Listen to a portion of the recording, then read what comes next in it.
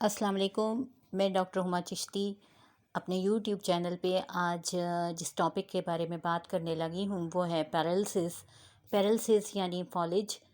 Usually ये अब common देखने में आ रहा है और इसके बारे में अगर डिफ़ाइन करूँ मैं इसको तो ये मस्कुलर डिज़ीज़ है यानी मसल्स से ताल्लुक़ है इसका।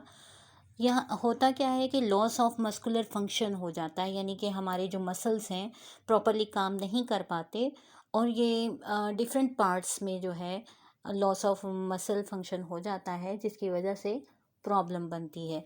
इसके बारे में मज़ीद बात करूँगी लेकिन पहले मैं ये बताती चलूँ कि फालिज जो है वो आजकल इतना कॉमन हो चुका है कि अगर रिसर्च के मुताबिक देखा जाए तो अमेरिका में तकरीबन 50 में से एक इसका मरीज़ निकल आता है। यानी देखा जाए तो 6 मिलियन के करीब लोग इससे मुतासिर हैं। अब बात करते हैं इसकी डेफिनेशन की कि क्या प्रॉब्लम होती है जिसकी वजह से पैरालिसिस होता है। तो होता ये है कि ब्रेन और मसल्स की जो कोऑर्डिनेशन होती है वो ठीक नहीं होती।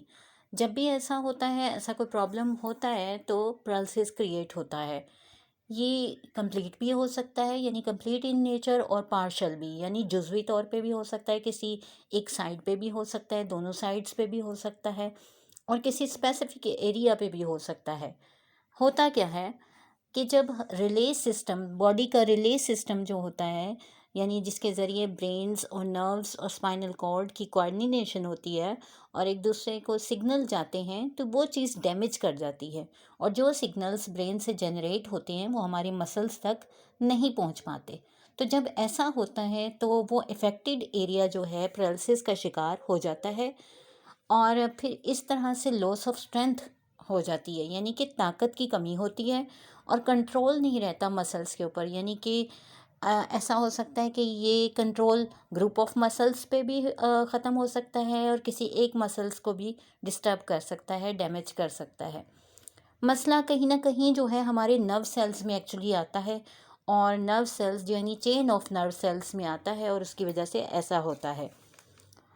बात करते हैं इसकी कुछ टाइप्स के बारे में। तो टाइप्स के बारे में बात करें तो जैसे मैंने अभी बात की कि पार्शल होता है यानी कि इसमें क्या होता है कि कंट्रोल तो मौजूद होता है लेकिन पूरा नहीं होता और इसे पैरालिसिस भी कहते हैं। इसके अलावा कंप्लीट पैरालिसिस होता है एक। इसमें क्या होता है कि मसल्स बिल्कुल भी मूव नहीं कर सकते, कंप्लीटली जो है ना उनकी इमोबिलिटी हो जाती है। और थर्ड नंबर पे हो जाता है परमानेंट पैरालिसिस। इसमें कंट्रोल वापस नहीं हो सकता यानी कि रिकवरी के चांसेस बिल्कुल भी नहीं होते। नंबर 4 जो है वो टेम्परेरी किस्म का जो है पैरालिसिस होता है। इसमें बेल्स पाल्सी आ जाती है यानी चेहरे का जो जिसे लकवा उर्दू में कहा जाता है।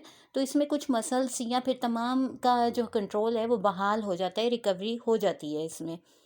फिर टाइप होती है फ्लैसिड। फ्लैसिड पैरालिसिस होता है एक और इसमें क्या होता है कि हमारे जो मसल्स हैं वो फ्लैबी हो जाते हैं, मोटे हो जाते हैं या फिर श्रिंक कर जाते हैं। तो दोनों ही सूरतों में उनकी कोऑर्डिनेशन और उनका फंक्शन डिस्टर्ब हो जाता है। फिर स्पैस्टिक पैरालिसिस होता है एक। इस सूरत में क्या होता है कि हमारे मसल्स टाइट होना शुरू हो जाते हैं और उनमें हार्डनेस आ जाती है। ज़ाहिर सी बात है जब उसमें फ्लेक्सिबिलिटी नहीं रहेगी, लचक नहीं रहेगी तो क्या होगा, जर्क्स लगेंगे और स्पैज़म का शिकार हो जाएगी बॉडी यानी झटके लगेंगे। ठीक है, और प्रॉपरली जो है वो वर्क नहीं कर सकता फिर बॉडी का जो पार्ट है जो अफेक्टेड होता है। फालिज जब भी लोकलाइज्ड होता है तो ये ऑफनली कहाँ होता है, हमारे फेस पे होता है, हैंड्स पे हो सकता है, पाँव मुतासिर हो सकते हैं इससे या फिर हमारे वोकल कॉर्ड्स, इनमें ये चीज़ देखने में आती है। अब जनरलाइज जो पैरालिसिस होता है उसमें डिपेंड करता है कि बॉडी का कितना हिस्सा मुतासिर है। यानी जितना हिस्सा मुतासिर होता है वो पैरालिसिस का शिकार होता है।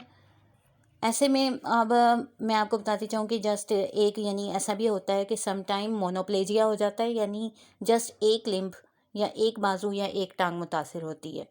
फिर सेकेंडली हेमिप्लेजिया होता है।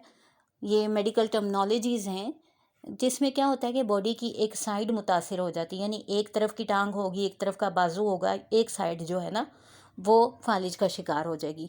तीसरी चीज़ होती है डिप्लेजिया। इसमें दोनों साइड का एक ही एरिया मुतासिर होता है यानी अगर बाजू है तो दोनों तरफ का मुतासिर है, अगर चेहरा है तो दोनों तरफ से मुतासिर है। इसी तरह से पैराप्लेजिया एक टर्म होती है। इसमें क्या होता है कि दोनों टांगें और कभी कभी कुछ हिस्सा ट्रंक का भी यानी बॉडी का कुछ हिस्सा भी इसमें हम शामिल होता है और मुतासिर हो जाता है।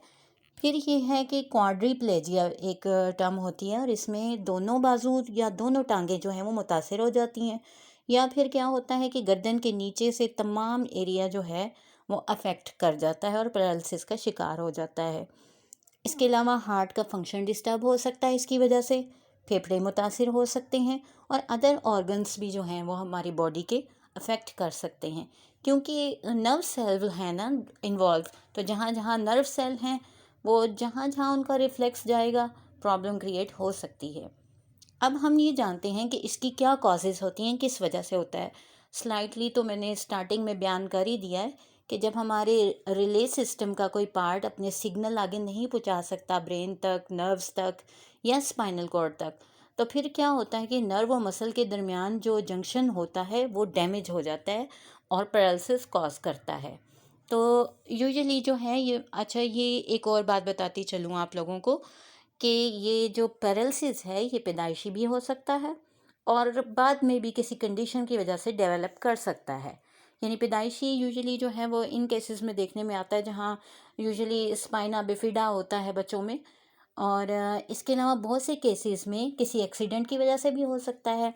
कोई मेडिकल कंडीशन ऐसी हो सकती है जिसकी वजह से ये कॉज कर सकता है, जिसमें स्ट्रोक आ जाता है, फिर स्पाइनल कॉर्ड इंजरी हो सकती है, यानी हराम मगज पे अगर कोई चोट लग गई है तो उसकी वजह हो सकती है, और ये एक्सीडेंट वगैरह की कॉज से हो जाता है।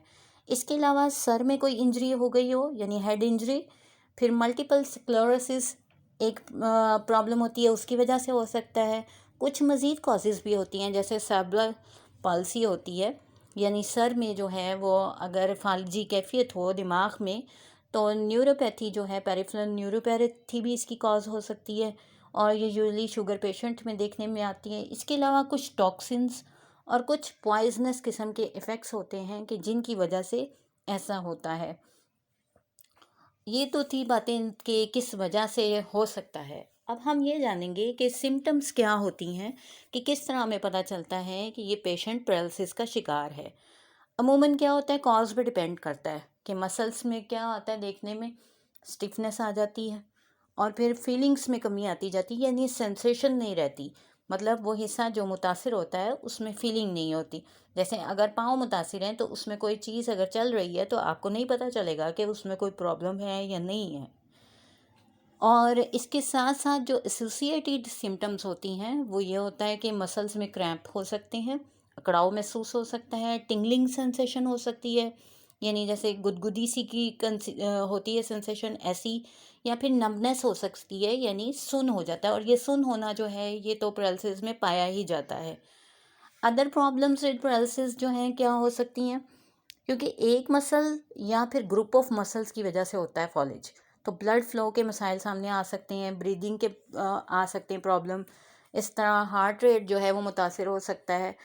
तो चेंजेस जो है ना वो नॉर्मल फंक्शंस में आ जाता है, यानी हमारे ऑर्गन्स, ग्लैंड्स, अदर टिश्यूज़, इसके अलावा मसल्स, जॉइंट्स, बोन्स, हमारी skin injuries, pressure source, blood clots leg में बन सकते हैं, ठीक है ना, लॉस ऑफ यूरिन हो सकता है, एंड बावल कंट्रोल यानी हमारे यूरिन की जो करने की सलाहियत है उसमें, और स्टूल पास करने की जो सलाहियत है उसमें कमी आ जाती है। इसकी वजह से अक्सर औकात स्फिंक्टर का पैरालिसिस हो जाता है और पर्सन जो है वो कंट्रोल नहीं कर सकता। अगर उसको पेशाब आया है तो वो उसे रोक नहीं सकेगा, स्टूल आया है तो रोक नहीं सकेगा, ये चीज़ उसकी प्रॉब्लम हो जाती है।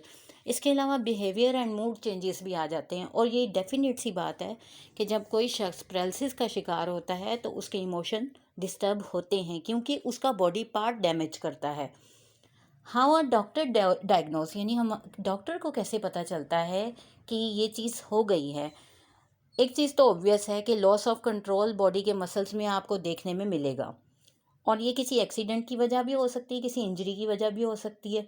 तो जो कॉज है जिसकी वजह से ऐसा प्रॉब्लम हुआ, जो कि डेफिनेटली हिस्ट्री देते हुए पेशेंट बता देता है, तो डॉक्टर को उसके ऊपर कंसंट्रेशन करना होती है। चंद एक टेस्ट इस किस्म के होते हैं कि जिनके ज़रिए पता चलाया जा सकता है कि पैरालिसिस है या नहीं है, या कितने हिस्से में है और कौन सा एरिया जो है वो मुतासिर है।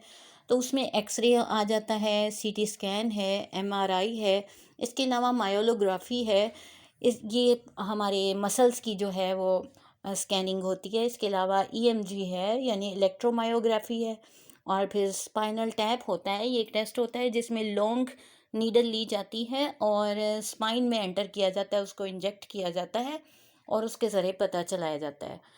अब यह है कि हम इसे कैसे ट्रीट कर सकते हैं, ये डिपेंड करता है कि हम कैसे ट्रीट करते हैं। यानी जैसे बेल्स पॉलिसी है, इसमें स्पॉन्टेनियसली रिकवर करता जाता है पेशेंट अगर इसको ट्रीटमेंट दिया जाए तो। और स्ट्रोक के ट्रीटमेंट में भी ऐसा ही होता है। फिज़िकल थेरेपी देते हैं हम। फिज़िकल थेरेपी में क्या होता है कि हीट दी जाती है या मसल्स को मसाज किया जाता है, उससे ठीक होता है। ऑक्यूपेशन थेरेपी यूज़ की जाती है। इसमें क्या होता है कि कंसंट्रेशन दी जाती है पेशेंट को, और फिर मोबिलिटी एड्स दी जाती हैं। ये ऐसा होता है कि जैसे इलेक्ट्रिक व्हील चेयर्स वगैरह जो हैं, इस तरह की चीज़ें दी जाती हैं। फिर ये है कि सपोर्टिव डिवाइसेस होती हैं कुछ, उनको यूज़ किया जाता है, जैसे ब्रेसिस हो गए, कैन्स हो गए, वॉकर्स यूज़ किए जाते हैं।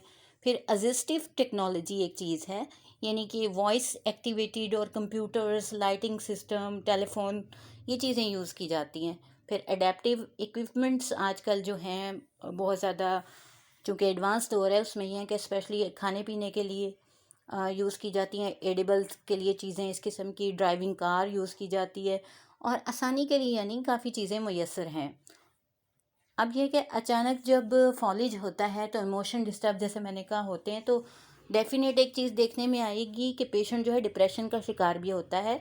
तो उसकी लाइफ में चेंज लाना होता है। उसको कुछ एक्सरसाइज ऐसी बताई जाती हैं कि जो लिमिट करती हैं, पैरालिसिस को रोकती हैं। स्ट्रोक को आइडेंटिफाई करने के लिए एक वर्ड है फास्ट, जो यूज़ किया जाता है, यानी FAST।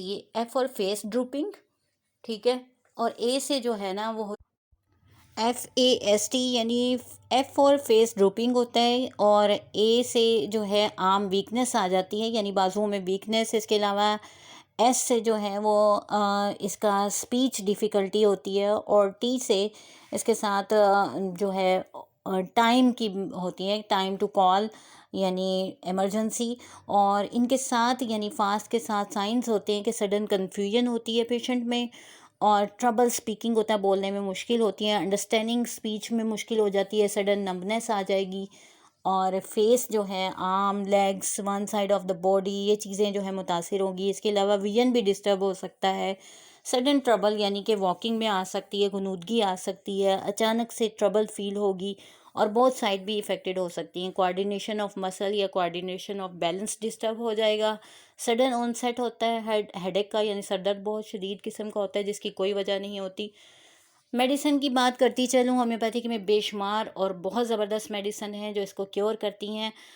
एकोनाइट को सवरेन कहा जाता है इसका, यानी कि ये पैरालिसिस के लिए। इसके अलावा gelsemium, plumbum met, conium, arnica, cadmium sulph, ये मेडिसिन इस्तेमाल की जाती हैं। Phosphorus, belladonna, picric acid, hypericum, nitrum sulph, और कोक्यूलस, लेथायरस, कॉस्टिकम, स्टेनम, लेक्सस, ये सब मेडिसिन इस्तेमाल की जाती हैं और बहुत ज़बरदस्त इफ़ेक्ट देती हैं। आज के लिए ये टॉपिक जो बहुत ही ज़्यादा इम्पोर्टेंट टॉपिक था, इसके ऊपर काफ़ी गुफ्तगू हुई। उम्मीद है कि बहुत कुछ समझने का मौका मिला होगा। तो चैनल को सब्सक्राइब करना ना भूलिए। अल्लाह हाफ़िज़।